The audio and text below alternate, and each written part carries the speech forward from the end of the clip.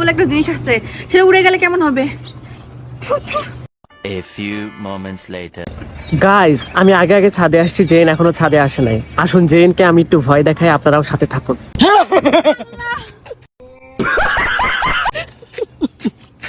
দেখুন গাইস, দেখুন জেনকে আমি কিভাবে ভয় দেখালাম।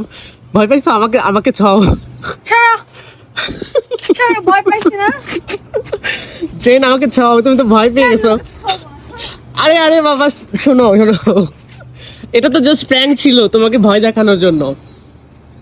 আমি লিটারালি তোমাকে মানে সবাইকে দেখানোর জন্য এরকম করবা না সালমান, বুঝছো? মানুষের আত্মা বলে একটা জিনিস আছে, সেটা উড়ে গেলে কেমন হবে?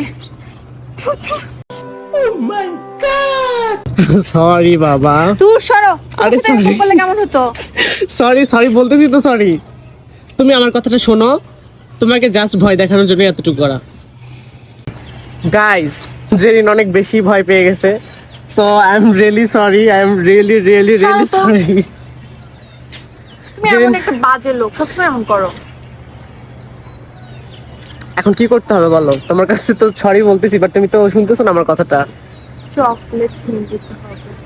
দাঁড়া, পকেটে হাত দিই।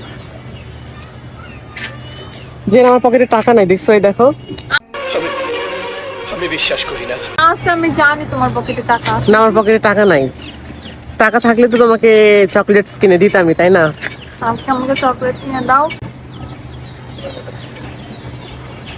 গাইস, ও ভয় পাইছিল, এখন ওর সবকিছু কলিজা টলিজা ঠান্ডা হয়ে গেছে, ঠিক আছে? তো এখন আর তাকে চকলেট কিনে দিতে হচ্ছে না।